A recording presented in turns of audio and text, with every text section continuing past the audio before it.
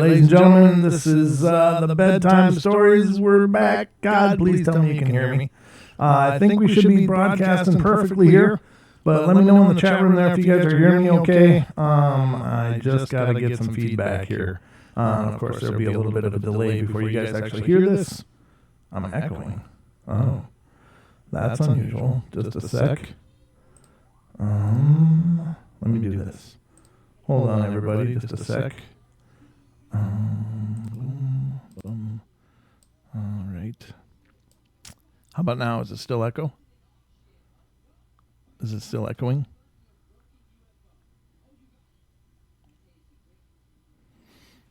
Please don't be echoing. Okay. Any sound is better than last night. So, okay, good. All right. I think what was going on is I had fixed many different lines that I had built onto OBS last night. And now that they're working, they're all trying to compete. So, okay, good. All right. Welcome to the Bedtime Stories from Beyond, everybody. Just to bring you up to current events, if you aren't familiar with what happened last night, our mixing board, the studio mixing board, dead, gave up the ghost last night. So there was absolutely nothing. Just frantically trying to figure out what to do, thought, God, am I going to have to take some nights off of the portal? Are we going to have to shut it down until we can figure out how to get another board, or can I fix the one? Well, I tore apart the old board, and it's there's capacitors that are, soldered into this board, and they're all spewing stuff out. There's all this powder residue around them, so it's like, oh, damn it, it fried the capacitor. So it's beyond my ability to fix. It may be fixable, but for me, there's nothing I can do. So then it became an issue of, well, we're going to need another board. So I had this really small one, but it's a 2-channel show. I probably could have just used it and just said, Don, I'm sorry. But I every time Don can be here, I want him to be a part of the show. He's just such a big part of everything that we do. And so it just wouldn't have been right to just have one channel and pass a mic back and forth, or, being like, we did actually do that when we first started doing the shows together. But, but then he said, hey, you know what, Paisley, he's producing for Paisley Wild Show. He's like, she's got a board, and it's got many channels, and what I can do is bring the smaller board over to her because she only needs one channel. And so he did that. He rushed around and did that and brought it back, and we got it all set up last night. All good to go. We thought we were ready to go. Went live. No sound on YouTube at all. Nothing. So we were just like, oh no. But what do you do? So we had to kill the stream last night on YouTube. The TFR iHeart Tune In and Talk Stream live stream was fine. It was still a mess just because we were so discombobulated from trying to troubleshoot it live on the air. It sucked. But now today we got it all fixed. So here we are. Now I would like to say a huge thank you to those of you who have contributed to help us get a new board. It was amazing. It is now ordered, and it's just so amazingly cool. You guys are just amazing. That's all I can say. And to those of you who were able to contribute. It saved the show. I mean, it really did. I didn't know how we were going to get a different board, but I guess we could have still used this one for a period of time, but some point or another, she's going to want to do more. So you guys did it, though. Thank you. So I guess that's all me gum running. So I hope you're ready, because it's time for bed.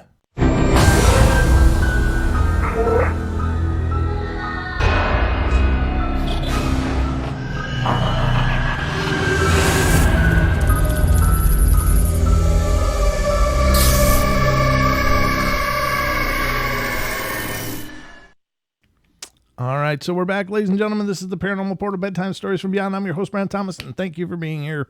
Thank you all. God, I love you guys. It's tough when I can't. Even last night, even though we still did the network show, when I couldn't connect to this audience and, you know, be there with you and you guys here with me, it really felt terrible. I was so glad that so many of you were able to come over to TFR Live and be a part of that show, but I don't know if all of you got the message, but we put it out in the chat last night to go there. I actually unplugged that show because there's no sound on it anyway on YouTube. So anyway, I want to start a new segment, and this happens once in a while, but I want to call it Comment of the Week. So, you know, whenever I get some of those lovely comments of people that are just extra douchey, I just thought, well, you know what? I can share them with the show. We'll just highlight them because some people are so important and believe their opinion is so important, that, you know, why not share it with the rest of you? So, tonight's epic comment is going to come to you live from the studio here. And tonight's epic comment was on the video from August 1st. So just a couple nights ago, from the Hauntings and Visitations episode of the Bedtime Stories from Beyond. And here it is. Mr. Shane Stephen, too much blabbing. So I wrote back and said, well, you know, a big part of the portal is in the community. It's a discussion about the paranormal. If you're looking for strictly stories, try Cryptid Tales. And Cryptid Tales is a good show. If you guys get a chance, check it out. That's done by Matt Knapp of the Bigfoot Outlaws. And he does a really nice job at just narrating stories. And I said, good luck and hope you find what you're looking for. So then he felt the need to James Smith then felt the need to come back in and say, I agree. Fix your show structure or it won't ever get popular. I've tried many times to listen and I just can't. I listen to hundreds of shows a week and I know what's good. Your show is a skip in my mind. So there you go. Shane and James, thanks so much for bringing us the comment of the week. Love your opinions. And I know, you know what they say about opinions though. That's all I'm going to say.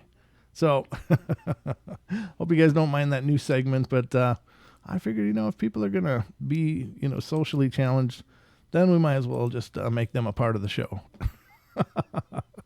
So anyway, that was our contributions from the outside. All right. I got some stories. I'm going to share them with you.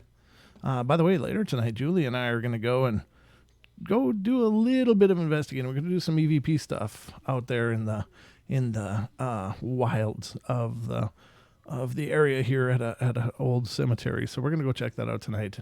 Just wander around and do just a little bit. I don't know if we'll get anything or not, but that'll be fun. I'm really looking forward to that. So, and if we do, of course, you guys will be the first to know about it. So, after me and Julia, of course, but you know what I mean. All right, the first story. This still sounds really weird. Does my voice sound odd to you guys, or is it okay? Anyway, it just sounds weird to my own ears. I guess I'm just so used to how that other board sounded. But the first story tonight is coming from Pennsylvania. Okay, good. Thank you, Julia. And it says, I don't want to sound crazy, but here we go. I am a pretty normal kid. Nothing odd has happened to me until 3 summers ago. My house is newly built. No one died in it. Nothing odd has happened until one night when me and my friends were having a party. My one friend said she saw something in our basement hallway, and being an idiot, I went to check. I didn't see anything, but it felt cold. I brushed it off. We were in a basement after all. And soon after that, I saw shadows zooming around my basement and This started to scare me, and trying to turn down some of the the background sound. You can hear my kid watching cartoons in the next room. So sorry about that.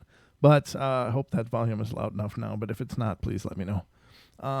Soon after that, I saw shadows zooming in around my basement, and this started to scare me. I then went to sleep, forgetting the incident. A few months passed and nothing odd happened until one day when I had to go into my basement again, but this time it was different. There was a more sinister atmosphere. And then I heard a mumble, static, like something talking to me, and I ran out, just freaked. Then it came into my room and began to mess with my TV and my alarm clock, turning it on and off, and then trying to talk to me again. My one good friend says she heard someone arguing when she was watching TV and with my cat while she heard arguing when she was watching my cat while all of my family was on vacation. My other friend says she cannot go in my basement, that something is down there and it scares her. I've read about poltergeists and how teenagers may cause them, but I don't know what the things in my house are in my house. This has been going on for months now, and it's scared me, many of my friends, and I want to know what it is. Can anyone help me? I don't think it's a poltergeist necessarily, even though that was a lot of activity. I don't think that I don't know. It's hard to tell. It's really hard to tell with these snapshots of a story, but maybe it is. Maybe it is. I guess I shouldn't try to be so judgmental about it. I just don't know. We just get these little snapshots of stories into their world, and try to figure anything out is pretty tough. But anyway, for a story, I'm just tickled that we're live. Scare the like button. How you doing, Woodbooker Farm Homestead? And good to see you. Who's all here? Let's see. I should probably try to get the participants list up and take a look. So Bama BF, Beth Fierce is here. Bigfoot Odyssey, how you doing, Carrie? Hi, Beth. Hi, Bama. Julia is here. Good to see you, Julia. Duke is in here.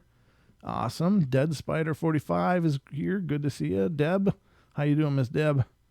Elaine Clifford. Hi, Elaine. Haxer. It's great to see you again, Haxer. I've been missing you for a long time, brother. I'm glad you're back. Isaac Areola is here. Josh Jacobs is here. And Nellie's here. Great to see all three of you. And then we got Pat Studio. Good to see you, Pat Studio. Sissy Lawson is in here. Tesla Tech 89. And Woodbooger Farm Homesteading. Great to see you guys. Thank you so much for being here. It's just, it looks like the list is actually kind of complete tonight. So that's pretty phenomenal. The lines are open. Yes, they are. I'm sorry I forgot to say that, but the call-in number for the show, if you got something you want to share, is 720-923-0500. And actually, it might not be a bad idea to test that out with this new board. Our brand new board will be here on Wednesday. So that'll be, we should be back to normal because I just bought an exact clone of the board that I had that died, but it was several years old. And I got it secondhand when I first started, so it had some mileage on it. So hopefully it'll be a great board. I'm sure it will be because I'm already familiar with it. But anyway, if you guys want to call in, you got something you want to share, I'd love to hear from you. Just give me the Julie. If you know someone's calling in, just do your thing. She always does a great job. So let's see, anything missing? All right. The lines are open, Julie says. Good job. Okay. Next one is from Florida. Oh, by the way, ladies and gentlemen, I suppose I should ask you guys, because it is important. I do want to tailor the show to you guys. Not so much to random people that might happen to see the video on YouTube. I really don't, give a damn what most of them think because, people are fickle. But you guys are family. So if there's anything about the shows that you would like me to do less of or more of or whatever, let me know because your feedback is important to me. So I don't ever want to make the claim that I'm going to do whatever I want. Hey, you guys, I'm doing what I want. Just tell me because your opinions are important to me. I do appreciate your inputs and it means a lot because you guys are the family. You guys are, the community. So anyway, this one's coming from Florida. I live in Clewiston, Clewiston, a small town near Lake Okeechobee. Okay. And there's an inn there, and it's really old. Supposedly, somebody died there, and it's been haunted ever since. I'll try to retell what the lady at the front counter said to me, the best as I remember, because it's really been a while. There was a lady who had been in a room upstairs, and back then they had switchboards, and when it showed her room number flash, they went upstairs and found her dead, with the phone in her hand.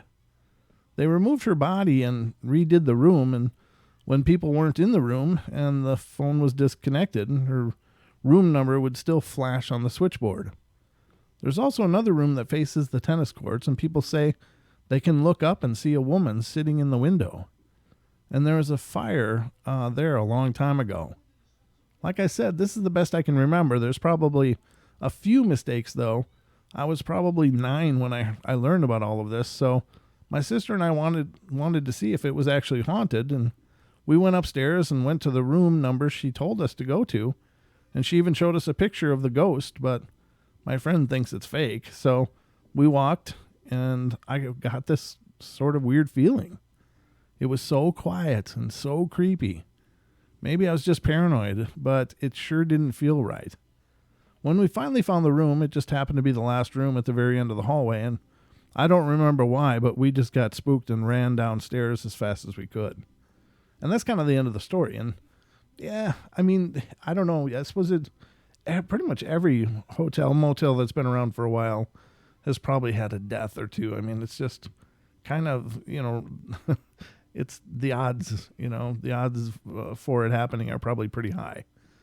People are in all states when they're traveling, and, they might not be in the best of health. They might be old. They might be fragile, health conditions, etc. And traveling is actually a very stressful thing, and it can be hard on people. So, that's it doesn't surprise me a whole bunch, but I've learned that when there is a death in the room, they do pull these mattresses out. So the actual mattress that people pass away on is never left in the room. But apparently they have these, unless they're actually finally destroyed, but there's some hotels that have these storerooms full of these mattresses. So I imagine there'd be some paranormal energy attached to those. Maybe. But a good story. Not bad. I mean, nothing really over the top, just talking about things that they heard of. But still, I like those as well. Okay. Oh, yeah, that's true. If any of you, the rest of you, want to help out with the show, you can certainly do the paypal.me/paranormal portal. There's a whole lot more things we want to do with the show that we just can't yet, but we will in time. But otherwise, you can head over to our Teespring site and take a look over there. I like that idea because I like the idea that you're getting something. But I mean, if you'd rather just give, then, by all means, thank you so much. And it really means the world to us. So, all right, going to Florida again on the next one. This one's a little bit longer. Okay. It was almost looked exactly the same as the last one, except it's a little bit longer. I just had to make sure it wasn't the same one. All right. This isn't my story, but it's my sister's. Well, she's my half sister. I apologize that I don't have any creepy ones like this of my own, but I can't help that. That's true. Nobody, it's not like, you can go out and just have paranormal events. They just happen when they happen to whom they happen to. But I think you'll find this entertaining anyways. My half-sister lives in Gainesville, and she has lived in both South Florida and North Florida throughout her life. And she was a young adult around the time of this, and now she's 26. The first story is when she was at her apartment and her friend's boyfriend came over, and he asked where his girlfriend was, and Jennifer, my sister, did not know. So they talked for a few until she heard a big bang. But she ignored it and continued talking, and then went back inside, and she searched for the place the bang came from, and she went in her room and saw that something really weird. Her dresser was flat on the ground. Not only that, but all of the drawers were perfectly positioned on the floor. Wouldn't the drawers have stayed inside the dresser when it fell? Oh, and for the cherry on top, she didn't have carpeting or uneven floors. Pick at this one. The second story isn't as bad, and I'm saving the creepiest one for last. This one involves my half-brother and Jen. Courtney, my half-brother, was pouring shots in shot glasses for all his friends, while Jen talked to her mom, and Courtney poured one, put the drink on the counter, and it shattered. He laughed it off and picked up another shot, filled it, and right when he placed it on the counter, it shattered. Well, he was a little freaked out and picked up another shot glass, and even before the drink reached the shot glass, it shattered. 3 shot glasses shattered in a row. A little weird, huh? Yeah, I'd say that's plenty weird. And the last and creepiest story of them all, there's nothing I can find to explain this. Jen and her guy friend were in a trailer out in the woods, and Jen had a clock above her TV, and she asked her guy friend to get her some water and popcorn or whatever, and she looked at the clock, and the hands started moving to random times. She stared at it, and the hands kept spinning around, and she called her guy friend to come into the room, and they were both really confused. It finally landed on 12, and she got really scared and grabbed the clock and unplugged it and took out all the batteries, and it still changed times. She took the clock and threw it out in the woods. It's probably still there. Then her cat started pawing at the air, like there was something there, and he started chasing something, but there were no bugs or fluff or anything in the air. And then she heard a creaking sound. She looked down the hall and into her bedroom and saw her bed moving across the floor. She and her boyfriend ran out of the house into the car and drove to her mom's house, and she didn't go to the house for the rest of the night. I can't answer any questions on these stories because Jen doesn't live with me, and this is all she told me, but you can always ask. Wow, that is really powerful. That's some really serious activity. I'm not sure what the hell was going on there, but wow. Spirit Box Paranormal Dundee, how you doing? Sissy Lawson, how you doing? I'm just looking to see who else has managed to come into the room, and if I'm missing anybody, oh hey Renee, good to see you. If I'm missing anybody, let me know. Brown Dwarf, good to see you. Let's see, anybody else? Bigfoot Odyssey, I already got you. Cryptids, Myths, and Mysteries with Lee McNew. Welcome back again, brother. It's great to see you guys, all of you. It's awesome. So if I'm missing you on a shout out, just give me a holler. Donnie Metalbeard, he's not here tonight. I'm sure he may be out there listening if he's sneaking a peek while he's on the clock, but anyway, we got another one here. Let's see what's going on here. Okay, so this one is coming from the state of New York. New York. When I was 16, my parents were friends with a married couple about their own age, late 40s, and they were childless, so when the husband passed away suddenly from a heart attack, my mom invited the wife to stay at our house. Her name was Elaine, and I grew up the youngest in a large dysfunctional family.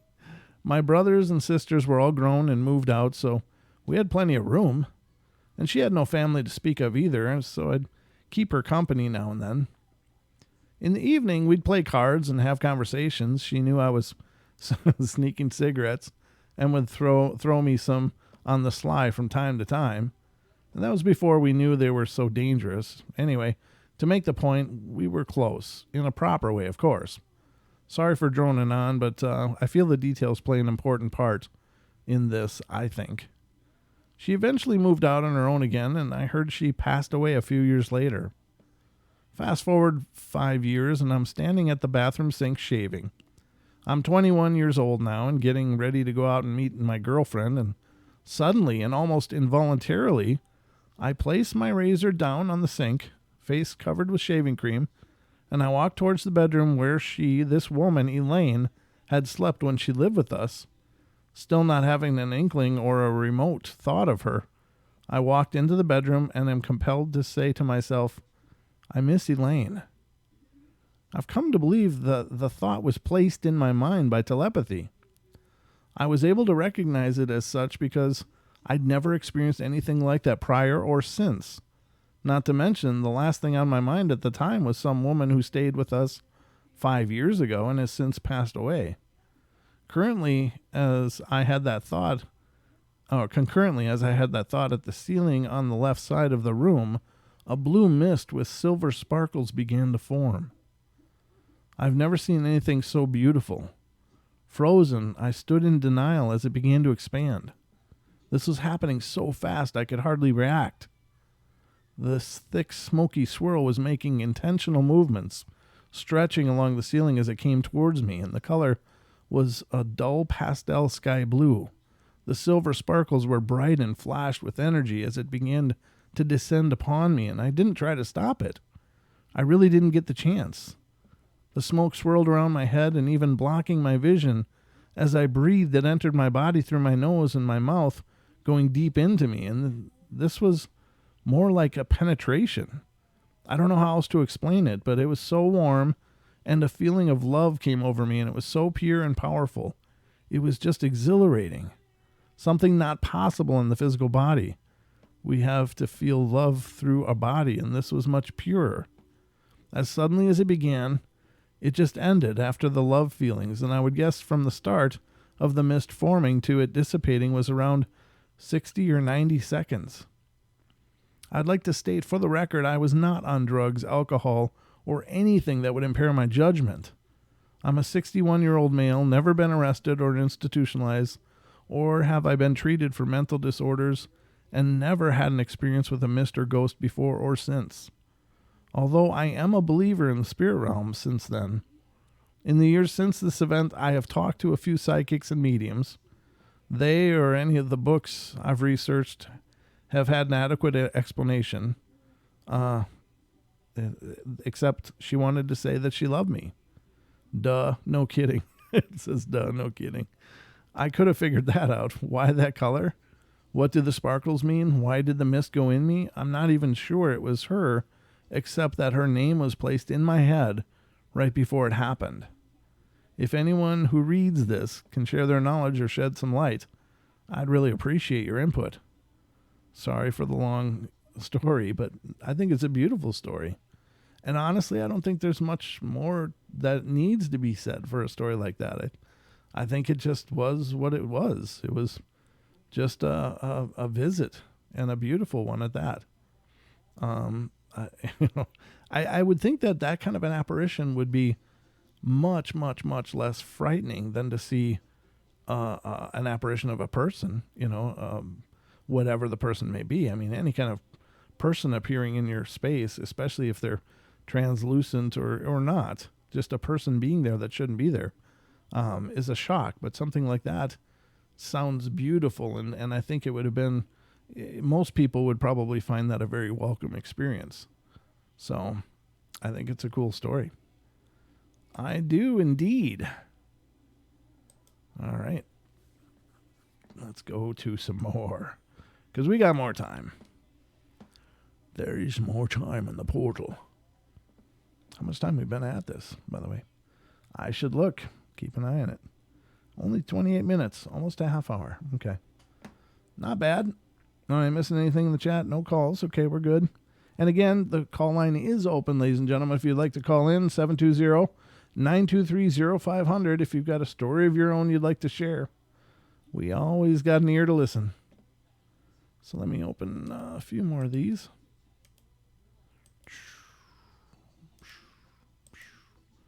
I'll just do 3. Can you guys hear that TV really clearly through here?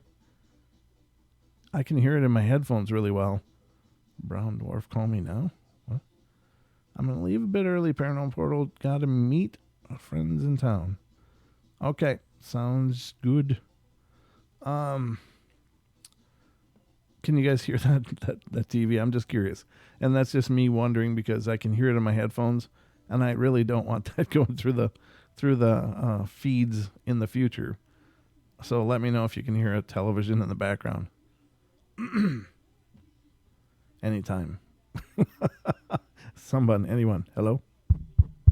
Is this on? Okay. You can't hear any TV? Good. Okay. All right. Perfect. All right. I hope it's just in my ear.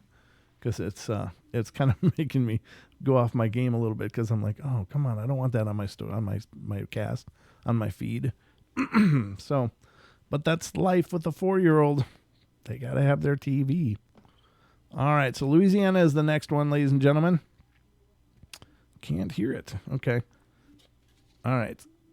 Don, you can hear it? Okay. All right, well, I hope it's not too loud. Okay, thank you, Lee. I appreciate that. All right. Okay. Louisiana. I'm just so glad to be back doing the show. It was hard not doing the stream last night, man. That's tough. It was torture. I'm telling you, it was torture. I was tortured. I lived briefly in a ranch house on a 2-acre lot in Shreveport in the late 1980s. Sorry, hold on. I should be better now. The house was in a disputed estate of a man who'd shot his wife and then himself a few years before. I didn't know that at the time I moved in. Yeah, that's kind of the kind of information you want right up front, I would think. From the minute I moved in, I had a bad feeling. The very first week I was there, I went to sit in the glider swing in the backyard on a beautiful October afternoon. Sorry.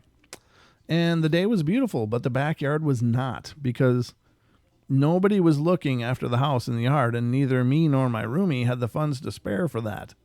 The pool was full of mud and sticks, and the garden was overgrown. The grill and lawn furniture was dirty.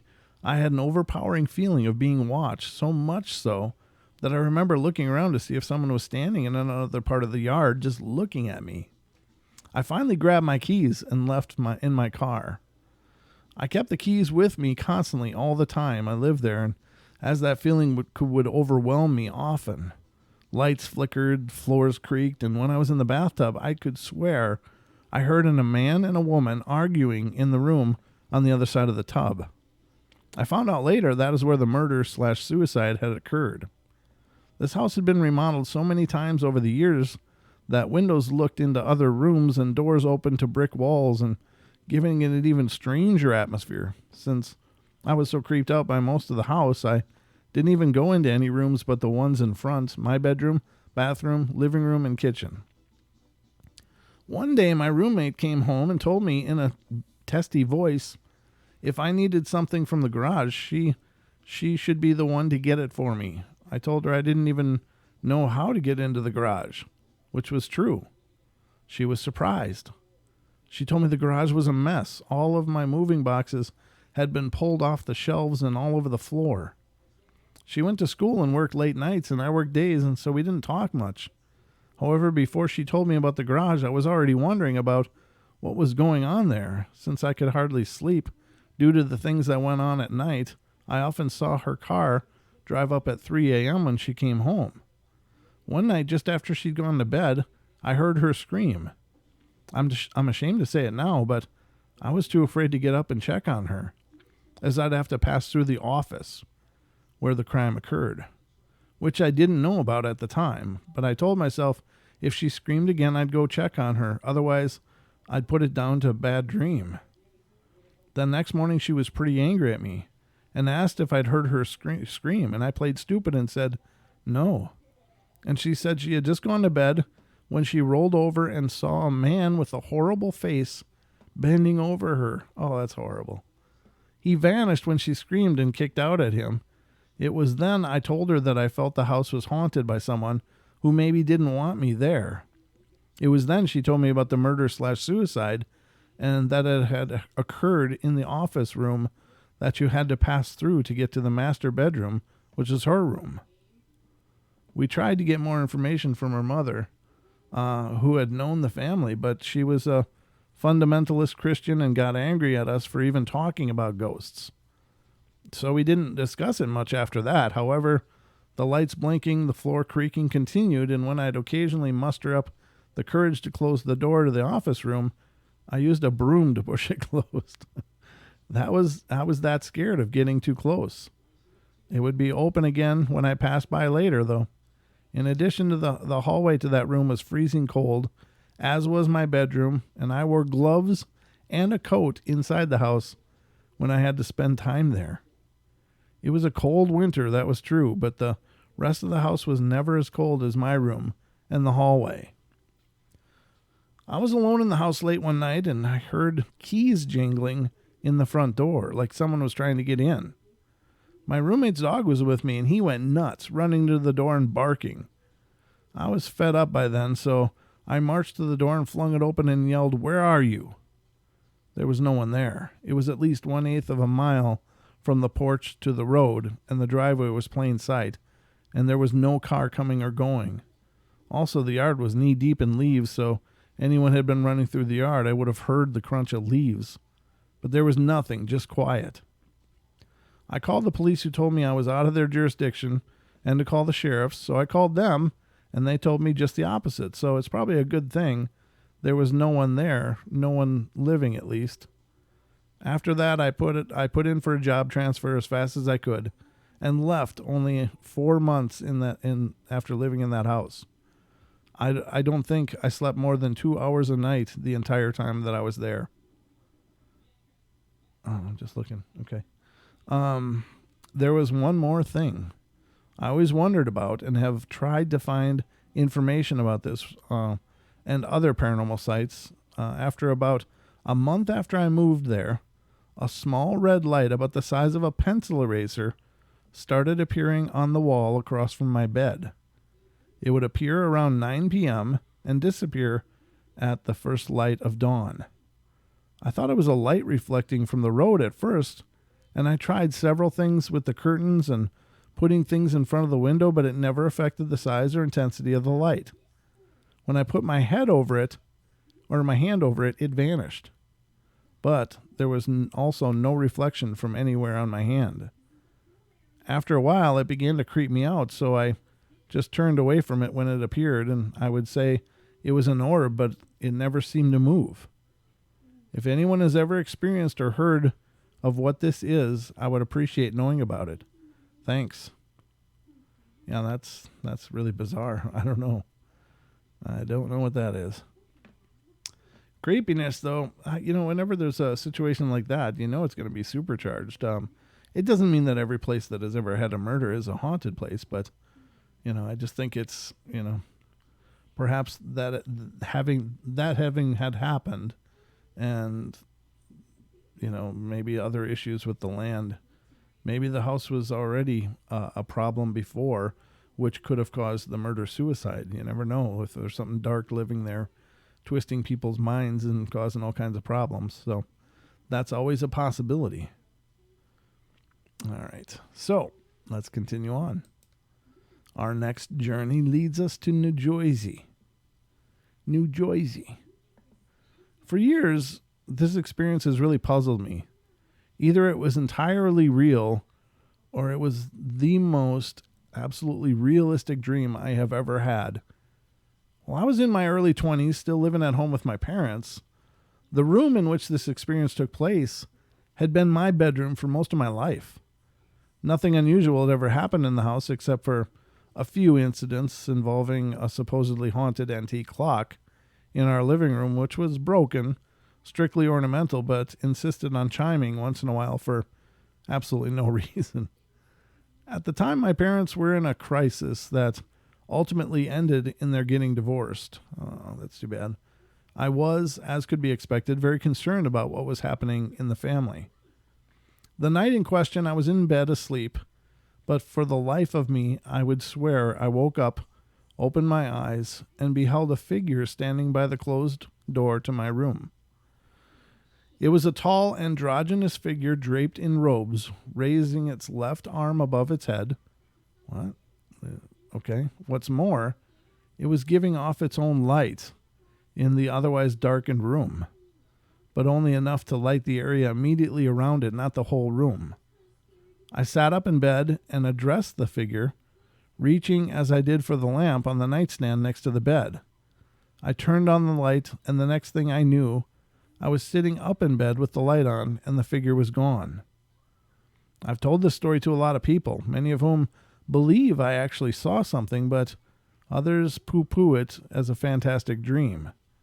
In my heart, I believe I might have actually seen a guardian angel who came to comfort me in my troubles? I don't really know. What do you people think? Well, that's a good question. It's hard to know, but angels do make appearances once in a while, or what some people assume are angels.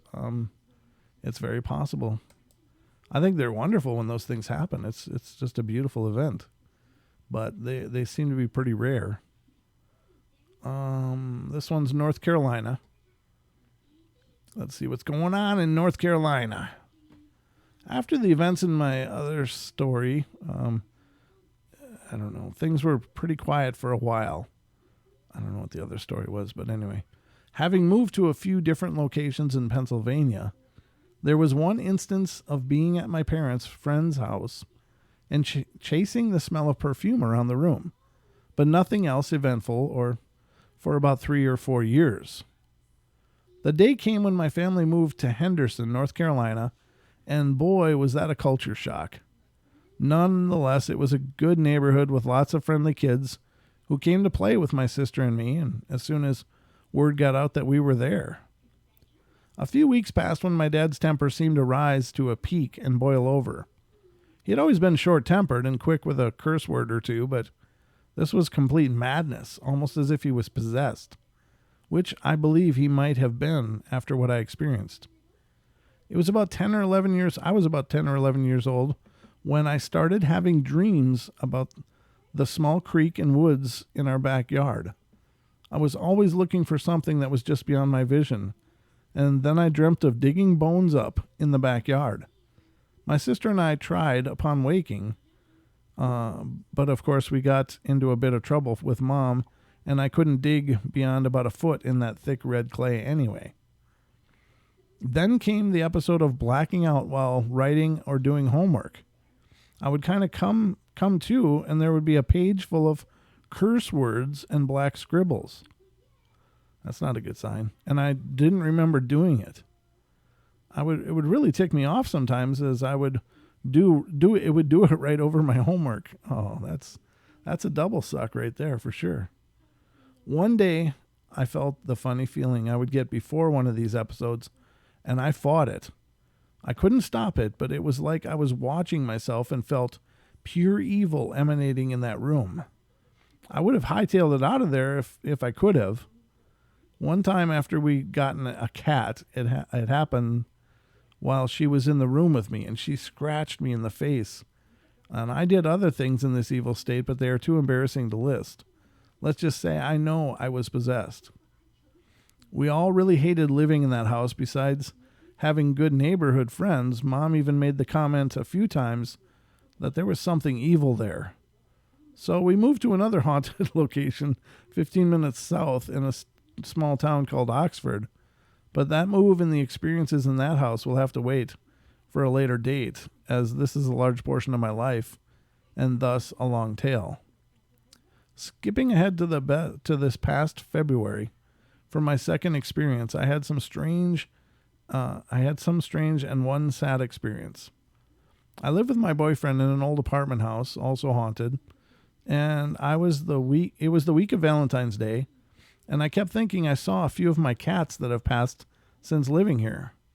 Out of the corner of my eye, I would see Link, a very light-colored tabby, slinking around. Link passed from feline leukemia in 2006. One day I walked into the kitchen, and there on my stove for a split second was Metallica, my old black cat, who was hit by a car in 2002. Aww. And every day up until Valentine's Day, I saw these two slinking around my house, and sometimes I would feel a cat rubbing my leg and see one of them for a split second, and then poof, they were gone.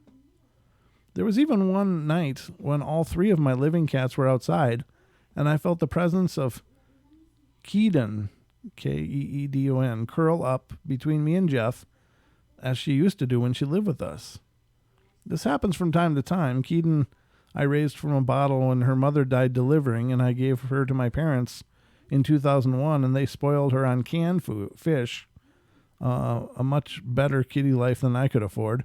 And Keaton was very sick and put to sleep last year. Feline leukemia strikes again. and she was even vaccinated for it.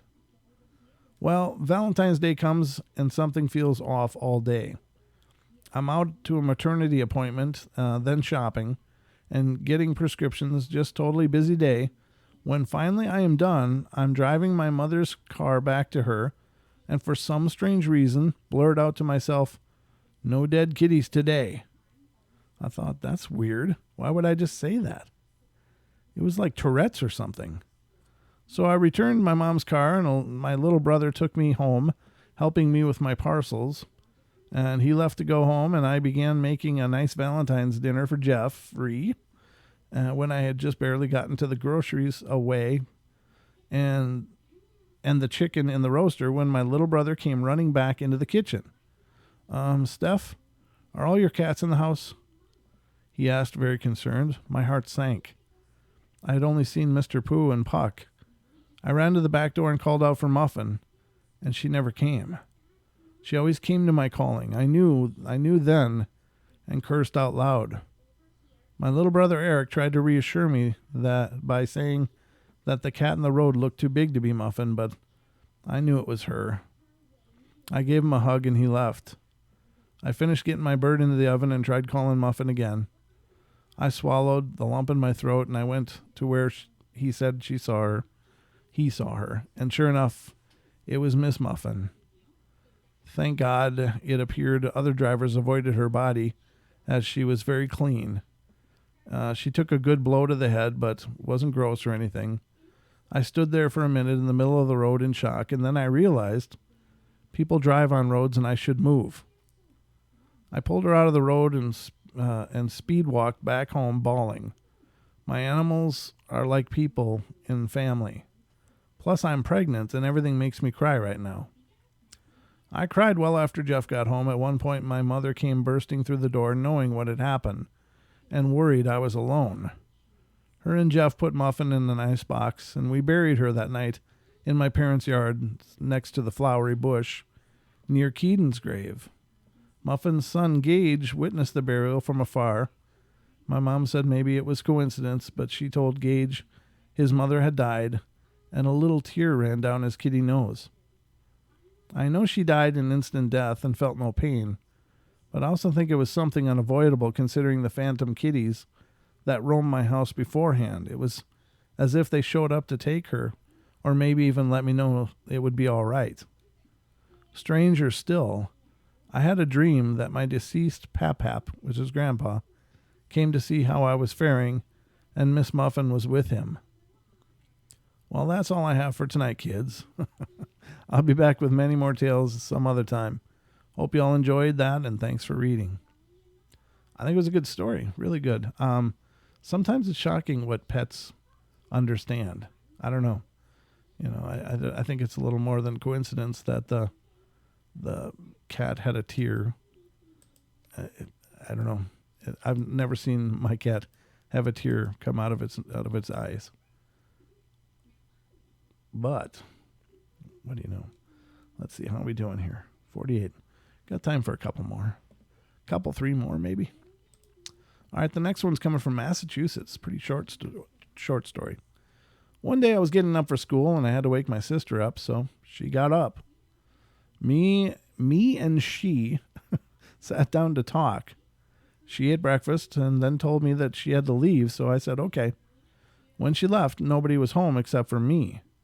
My mom was at work and so was my dad. My brother has been gone the whole week and was not coming back yet. Besides, the door was locked after my sister left, so nobody could get in. All the lights in the house were on. When I went to the bathroom, they were still on, and I was in there for about 10 minutes. I came out, and all the lights were off. Nobody was home to do that, so I purposely turned on the lights and then went back to the bathroom for about 10 minutes. I came back out, and the lights were off. I was really scared at that point. I sat down to think. I thought maybe my dad came home and used his key to get in. So I called my mom and told her what was going on, and she called my dad's work, and he said he never came home. So I was freaking out by this point. I did it one more time and the lights were off again. So I sat down and played a game system to forget about what was going on. I was so scared I did not even leave my living room. A few minutes later, a lock that was on my shelf in the kitchen came flying into the living room and hit my game system so hard that it moved. Finally, my mom was done with work and I told her what happened. I was so scared I could barely talk. Yeah, that's weird. And I don't know if this is a history for that house or not. Again, this is one of those kind of one-offs. Something happened one time, but we got a call, so let's get to our call here. This is area code 406. You're on the air. How you doing? Big Sky, howdy everybody. How you doing? Hey, I'm just calling in to give you a test of your switchboard call-in thing there, Brent. So yeah, it sounds good. Are you hearing me okay? Yeah, you sound great. I was enjoying listening to you on Pete on the phone there too. You sound perfect. So. Oh, good. Thank God. Yeah, it's real world stuff, and that's the problem with the live shows is that whatever happens, it's happening now. There's no do-overs. So last night was such a train wreck. Yeah, I was having fun trying to hear you last night. It wasn't working very well. You know what I could have done, and I didn't even think about it, but I still would have had to hide the feed afterwards, but I could have left the YouTube feed going and just told people to go over to tfrlive.com to turn on the audio, because they could have listened live over there. I didn't think about it much later. And still stay in chat. Well, if it ever happens again, that's a good suggestion to do this time. But I used to do live radio for a late night show on a college station. Okay. Which is, college stations are already crazy to start with. This was back in the days when they would sign off at like 1 o'clock in the morning, midnight or something. Oh, sure. And then the station was dead until morning. It started again, so we had to do the whole sign off program and everything. And it was really wild. You never knew exactly what weird thing was going to happen. And frequently things you didn't want to happen, and you had to have technical disasters. And, the reel just ate all the tape. Well, that's not working. Yeah, there's lots of... Well, now what are we going to do? We can't play that half-an-hour show we were going to put on. I guess we got to wing it for half an hour. So right there with you, brother. I know how tough it is. And just wanted to say hi to everybody in chat, hi to everybody that's listening to the show. Paranormal Portal rocks. And can I throw a little plug for all means, yes. My most recent guest on my show? Please do. Chuck Schlob's Oklahoma Bigfoot Chasing the Beast on Facebook, or just OK Chasing the Beast on YouTube. He also does a Bigfoot show, does interviews with people and stuff, and does his own research. And he just showed some really great pictures and tracks and tree structures and all kinds of stuff on the latest show that I turned out with him. And if y'all haven't checked it out, go check it out and go give Chuck some love. His channel's really cool. If you like Bigfoot stuff, it's another good one to go check out. Excellent. Yeah, for sure, brother. Anytime, just pop in and let us know what's going on the World Bigfoot Radio. I'm thrilled if you want to come on and let everybody know. Well, we might as well let everybody know that we're still proceeding apace with this crazy plan to broadcast live from a Bigfoot-infested ghost town here in a couple weeks, too. Yeah, that's everything on my end is coming together pretty well. Yeah, I gotta admit, I'm nervous as hell for this one because I want it to be good. It's another one of those things. But I just gotta let everybody know in advance, this will be an absolute beta test, real life beta test. So we're just gonna wing it, and hopefully everything works good. If not, if the live feeds don't work out, we will still be collecting, evidence and footage, and we'll put together a episode of all of that, and we'll go over it at some point or another. So, yeah, I'm really excited. Yeah, and there's multiple researchers will be there that have their own YouTube channels and whatnot, so you'll be able to see like parts of everything that happens on the weekend on all different channels.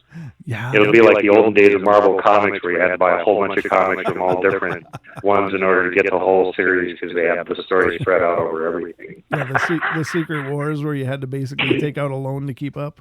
Yeah. Yeah. Oh, wait, this is a really great story. Well, the story continues in Iron Man. Wait, I don't usually read Iron Man. Okay, well, I got to buy that one. The story continues in Fantastic Four. Damn it, now I got to buy that too. Exactly. Yeah, it was pretty brilliant marketing on their part. No question about it. It was great when it worked. When they had a really, really great plot arc, it was a great plan. But when they had something that was kind of mediocre, it just kind of made people go, "Nah, you're just trying to get me to buy more comics that I don't want." Nah, Kenny, that's my papa. Exactly. No, Yeah. I agree. Yeah. Screw you guys, me and my piggyback are going home. Yeah, exactly. What's left of it, for sure. Yeah, exactly. Well, comics are expensive now. But anyway, let's not talk about comics. That's not paranormal. How much time we got left? Let's talk about something. Oh, we got it. That's a good question. What do we have left? Let me scroll up here and see. I got to look at the clock. We got just a couple minutes, I guess. Just a couple minutes? Yes, sir. Well, I guess there's not much I could add then. I might as well just let you close out the show. Thanks, everybody, for putting up with me babbling for a couple minutes. Here was our beta test. Yay, apparently the call-in works. Good to go. Well, love you guys. Thanks for letting me call in, Brent. Everybody have a great evening. Hey, brother. It's great to hear from you. Love you, too. And we'll talk to you soon. Okay, bye-bye. All right. That was Mr. Duke of World Bigfoot Radio. He's in the chat room as Brian Sullivan, if you didn't already know that. But World Bigfoot Radio, of course, is a great production. He puts a lot of time into it, and some amazing material and interviews get happening on that channel. So if you love the cryptids and the Bigfoot and just the God, they cover so many things. Even though it's World Bigfoot Radio, they really cover a full spectrum of the cryptid field. So it's a great show, and he gets great guests. So definitely check it out. So anyway, I guess, ladies and gentlemen, that's about going to wrap up the portal for tonight. I would say our episode tonight was a success. Everything seems to work. So I'll be back tomorrow night, do another bedtime stories with you guys. So I hope you'll join me. And until then, if you've got a story of your very own that you'd like to submit for the show, please do. The email for the show is paranormalportalradio@gmail.com. And follow us on Facebook, facebook.com/Paranormal Portal Radio, and follow us on Twitter at Paranormal Portal, PORTL. And additionally, check out our podcast if you haven't already. Our podcast has been a lot of fun. Great time. Special thanks to Revolver Podcast for letting us do it. And thank you, Weird Desk US. I'm glad it works too.